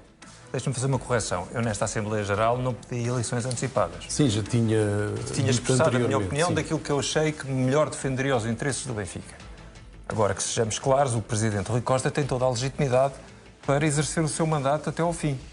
O que eu acho é que quanto mais cedo houver uma justificação da parte dele e já agora de outros, melhor para o futuro do Benfica. As minhas intervenções nesta Assembleia Geral foram essencialmente centradas no orçamento. Foram intervenções objetivas sobre a falta de rigor, a falta de transparência e a falta de alguma informação que já existia antes e que continua a existir quando nós saímos daquela Assembleia.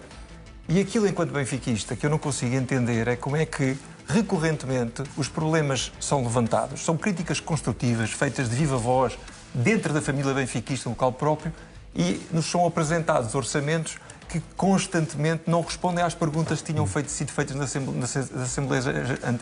Assembleias Gerais anteriores. Eu acho que isto tem que mudar. Mas acha que ele está à espera dos resultados para decidir se avança com a recandidatura? Essa pergunta tem que ser feita a Rui Costa. Eu acho que no interesse do Benfica, quanto mais cedo o Presidente Rui Costa definir se vai a eleições, melhor para todos. Sem dúvida. E já agora, há pouco acabou por não responder à questão Das claques. que o Tiago lhe levantou. Sim, eu, relativamente aos adeptos do Benfica, vou-lhe dizer o seguinte. Uma larga maioria dos adeptos do Benfica está nos estádios em Lisboa e por esse país fora para apoiar as equipas do Benfica. E eu estou lá. Eu estive nas Aves, estive em Aroca, estive em Faro, estive no Estoril e, portanto, eu assisto àquela massa humana que acolhe o autocarro da equipa, que está lá do princípio ao fim, com os seus cânticos, com as suas palavras de incentivo, que faz quilómetros e quilómetros em dias de semana e em dias de chuva e, portanto, esses adeptos são bem-vindos sempre a qualquer estádio para apoiar o Benfica. Não confunda a maioria dos adeptos com uma ínfima minoria que, quando praticar atos que possam ser lesivos para o Benfica, nomeadamente possam levar à sua interdição do estádio, obviamente não podem ter lugar nos estádios de futebol.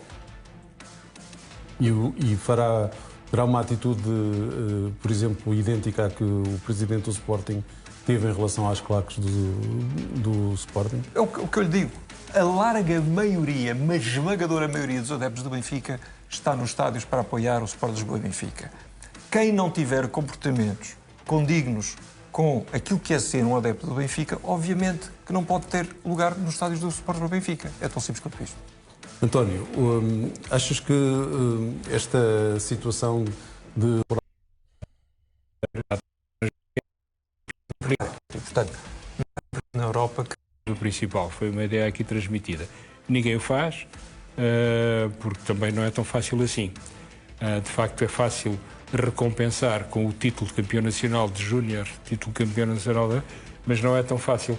Como é que pensa fazer isso? Porque esse é um modelo... Há vários clubes na Europa que criam um sistema de incentivo para a estrutura, incluindo para o treinador, em função do número de atletas que evoluem à equipa principal. Portanto, isso pode-se fazer.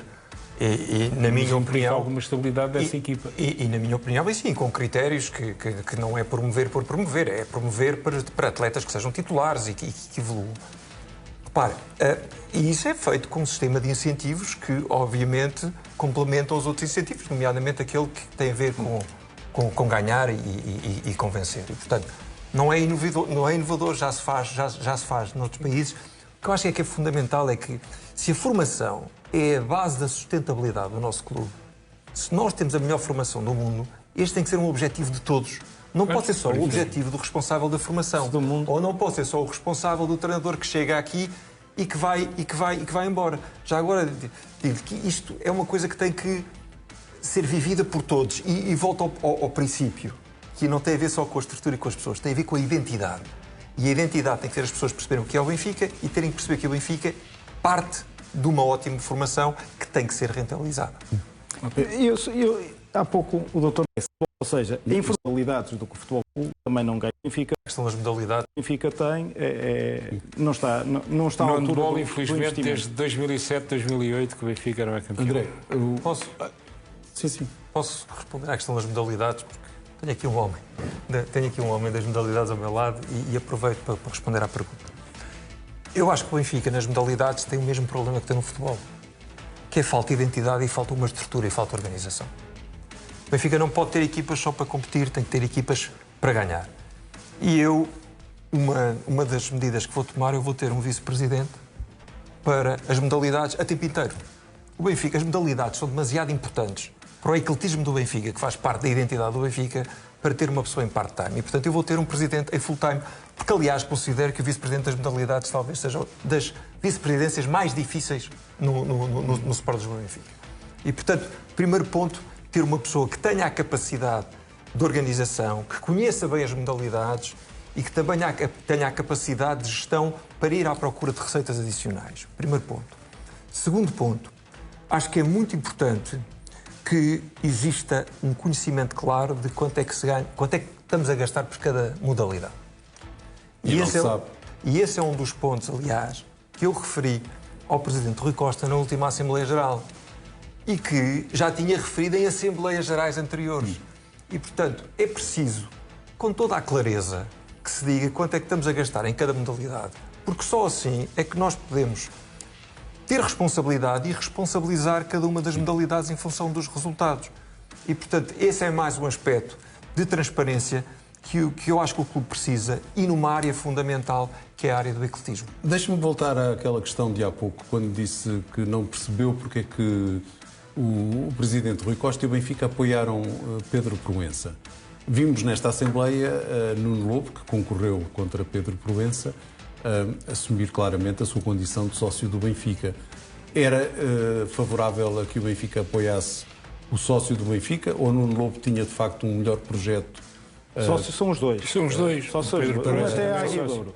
E o Dr. Pedro Proença não se pode comparar a Nuno Lobo, não é? Portanto, eu acho que isso... A questão é muito simples e é esta. Numa decisão tão fundamental como as eleições para a Federação Portuguesa de Futebol, o Presidente do Benfica tem a obrigação de explicar aos benfiquistas porque é que está a apoiar um determinado candidato.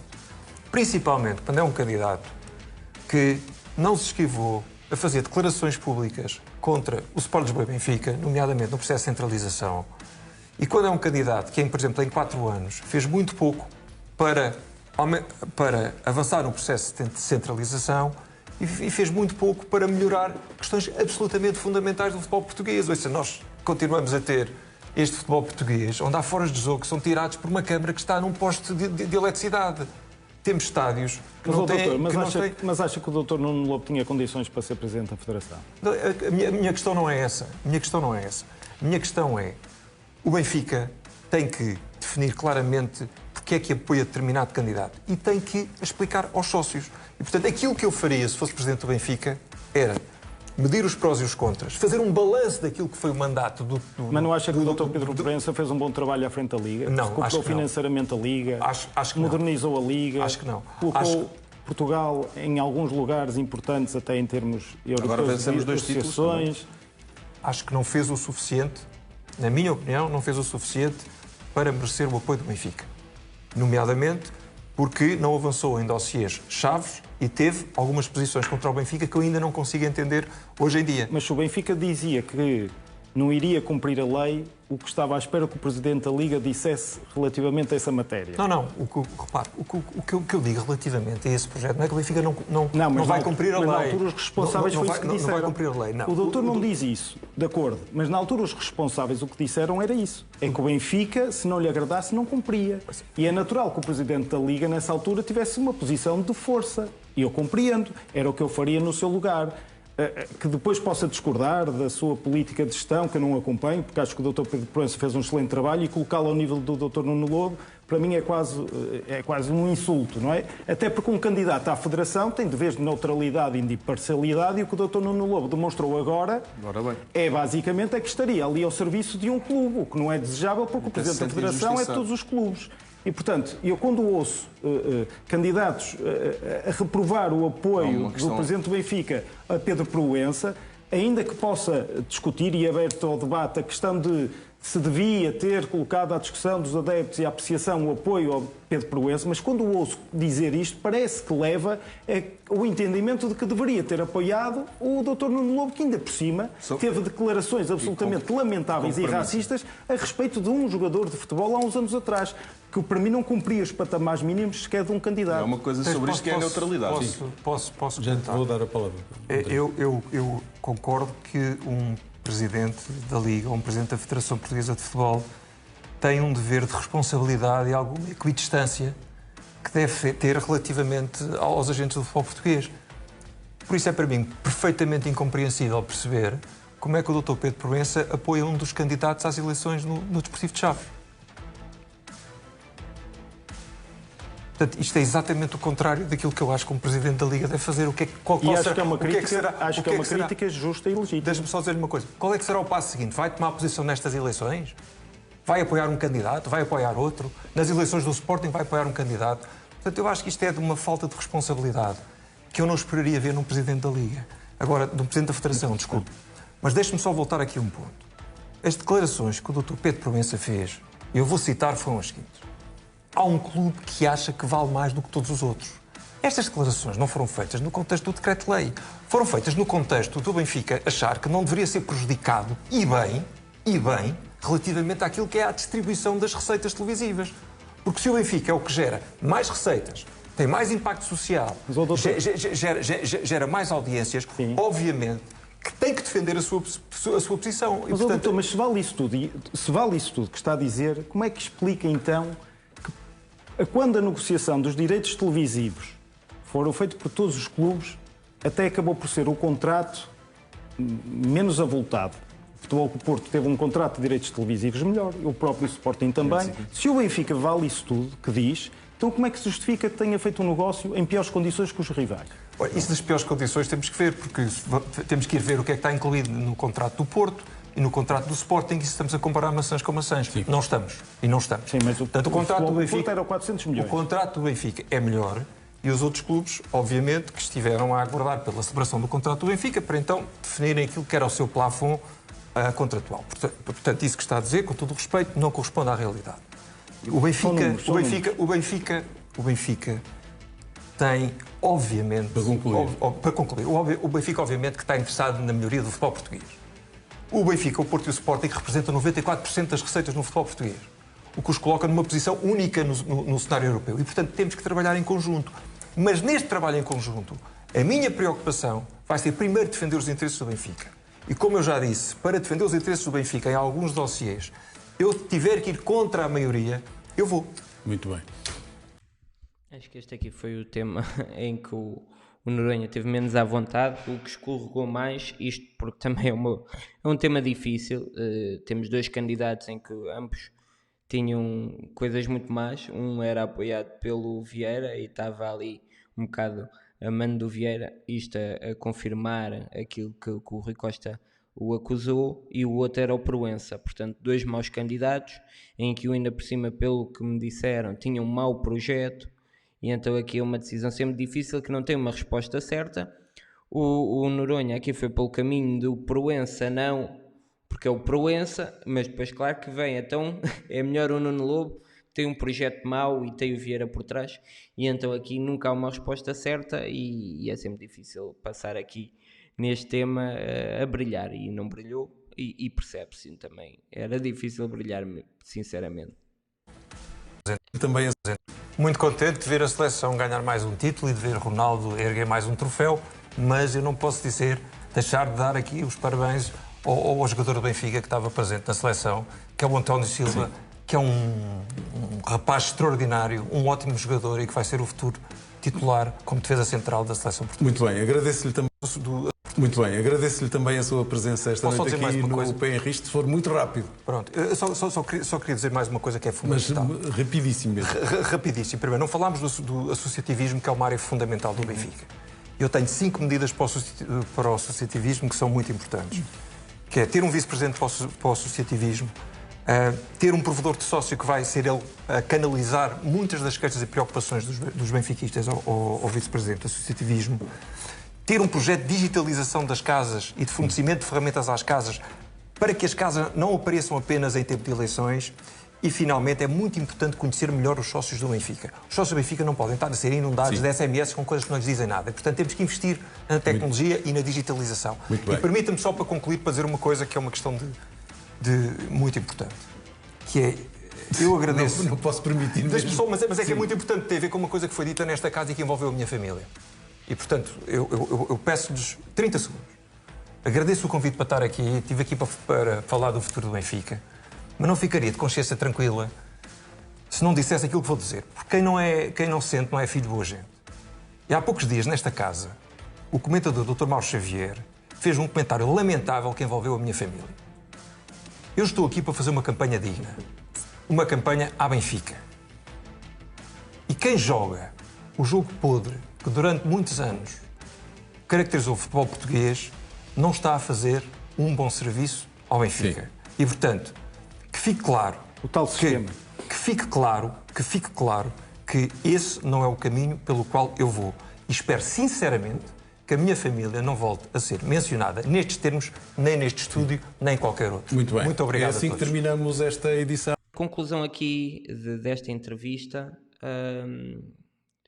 nota-se aqui que nas mesmas condições, e não tenho a certeza se são as mesmas condições, acho que deram mais tempo ao Noronha seguido para falar do que deram ao João Diogo Manteigas, não tenho a certeza, mas foi a impressão que me deu. Mas acho que são duas abordagens diferentes de se lidar com perguntas difíceis. De um lado temos o João Diogo Manteigas, que é uma pessoa assertiva, direta e frontal e que consegue dessa forma passar a sua mensagem e esquivar-se de perguntas mais maldosas.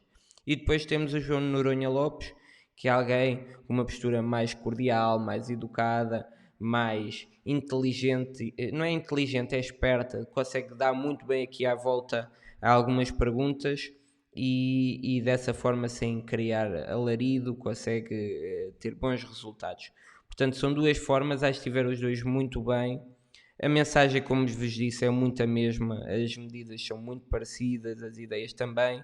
Estamos a começar cada vez mais a ouvir medidas mais concretas e aí sim vamos conseguir distinguir um do outro. Depois, quando chegar as equipas, os diretores esportivos aí, vai ser outro passo muito importante. Mas agora conseguimos ver as mesmas ideias discutidas com abordagens muito diferentes e isso já é importante.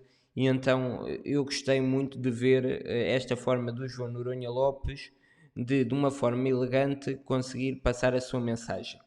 O João Noronha Lopes está aqui a tentar uma abordagem diferente do João Diogo Manteigas, que é o João Diogo Manteigas vai falando de vez em vez e em cada vez vai mostrando mais qualquer coisa, vai explicando algo melhor, e o João Noronha Lopes não. O João Noronha Lopes, nas 3 mensagens, 90% do que disse é exatamente a mesma coisa, são as mesmas ideias, muitas delas explicadas da mesma forma, é quase ler o mesmo papel.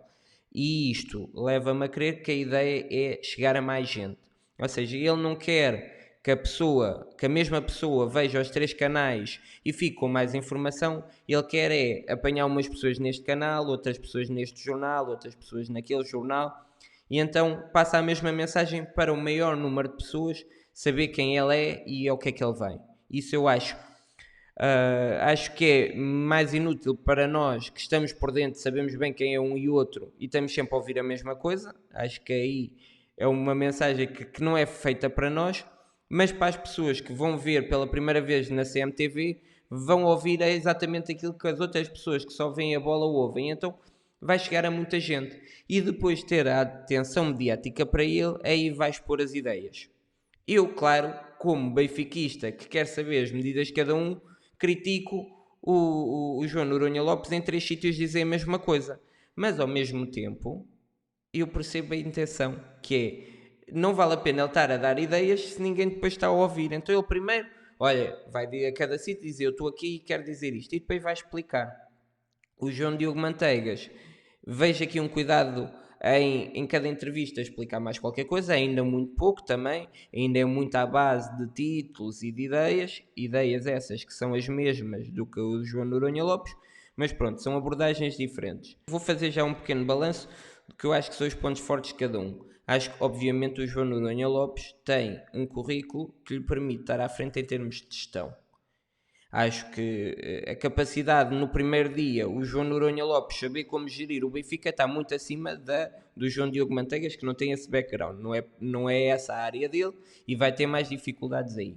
Acho que o João Diogo Manteigas tem outra vantagem, que é estar mais por dentro dos temas. É uma crítica que eu tenho visto muita gente fazer ao João Noronha Lopes. Quem conhece, quem o tem ouvido e não é publicamente, quem tem tido reuniões com ele, diz que o João Noronha Lopes não está por dentro dos temas.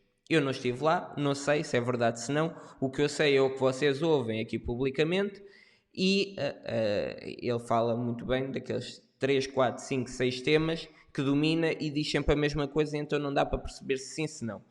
Eu acredito que seja mais fácil o João Noronha Lopes, se não estiver à vontade com os temas do Benfica, perceber os temas, do que o João Diogo Manteigas começar a saber gerir. Portanto, seja, se um for o handicap saber gerir e o outro o handicap não conhecer profundamente os dossiês do Benfica, Acho que é mais fácil para o João Noronha Lopes tapar esta lacuna do que a do João Diogo Manteigas, porque é muito difícil gerir uma empresa como o Benfica e ainda para mais sem ter essa experiência.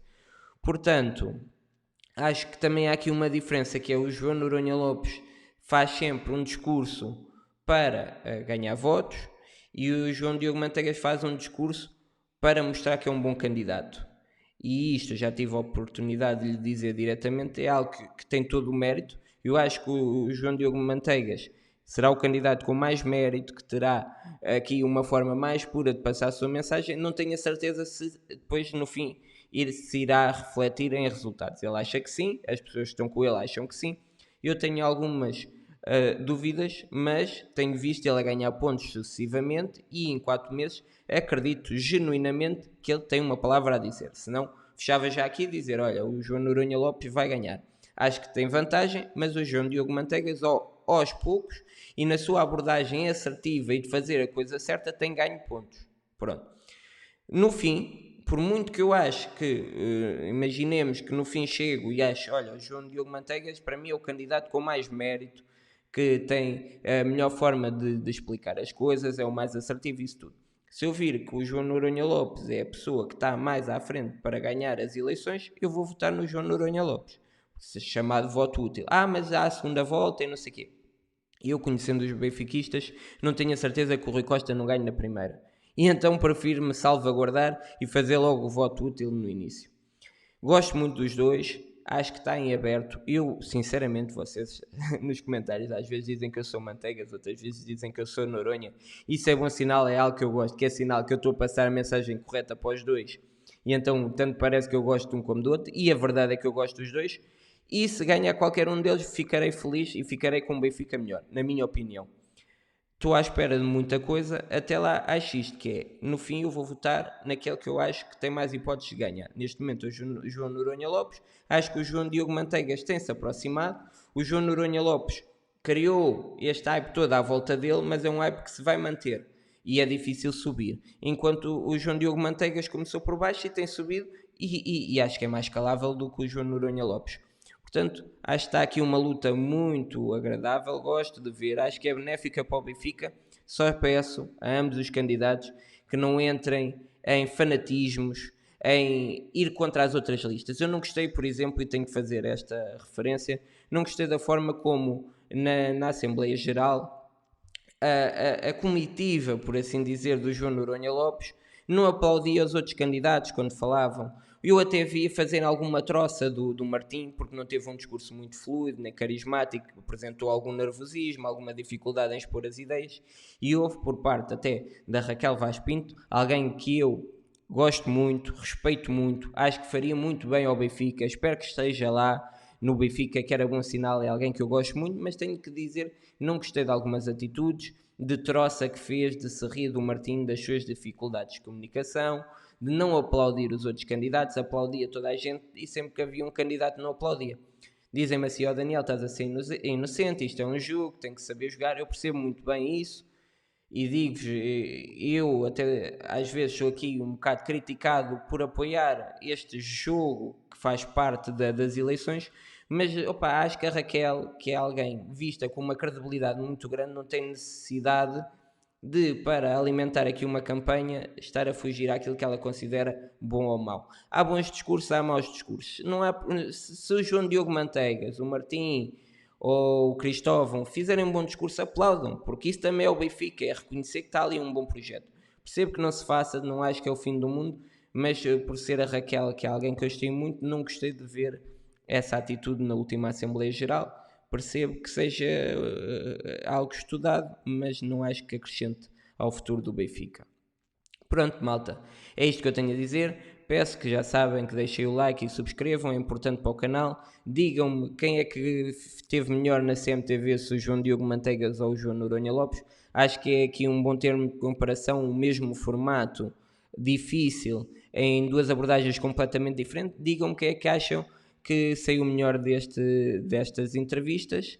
E é isso, voltarei em breve. Já sabem, carrega Benfica. Obrigado, malta.